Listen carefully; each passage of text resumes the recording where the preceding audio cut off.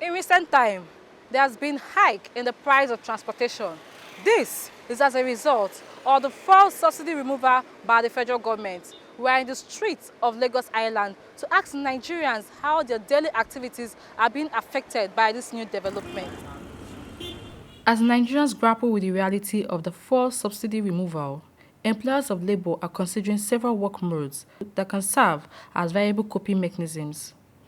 As Silk News rolled the cameras out to capture different opinions on the subject, many suggested that employers of labor consider reducing working days and rotating workers within shifts, while others urged the federal government to create and implement policies consistent with this. Reduce the number of workers per day. 3, create transport allowance, at least for 2 of the 3 days that they are meant to come to work, pending when this issue is stabilized through new economic policies. Pay the workers better than what they are paying now, so as to make sure that the workers work better than they were working before. They can also introduce the use of staff buses. Okay, well, what I think the employer of labor can do is to make sure that they provide an enabling environment. Where we're talking about the enabling environment to make sure that the welfare of the worker is paramount to them. Employer can only make good income and benefits if the staffs working for them, helping him drive the vision, actually does a good job out of a happy mind. So there could be things that could be done, either extra tips on their salaries, and then more kind words, because you don't know what the person is facing at home. For some respondents, the call for a review of the minimum wage by the Nigerian Labour Congress is a step in the right direction, even as they hope the federal government accede to the demand.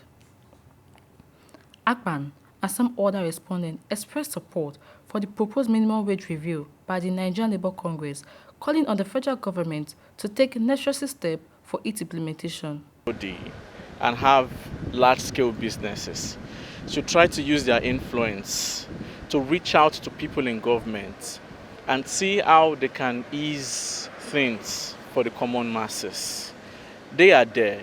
They know how they make their money, and most of the big shots are their friends. And see how they can help influence the policies made by government. On the contrary, Mr. Lawani urged that workers should be physically present at their workplaces as they are remunerated for their presence, and the productivity could be increased through higher wages. In our own case, you can't do without coming to work. You must be in the work from Monday to Friday. So you understand? So if you don't come to work, who is going to do the work? Because we have been paid for it. And that is why the union need to fight for we. It is evidently an ongoing conversation, as balancing the interests of workers, employers, and the government will be crucial in devising effective measures that alleviate the burden on commuters, improving working conditions, and promoting productivity in Nigeria. Amaka Oparah, Silk News.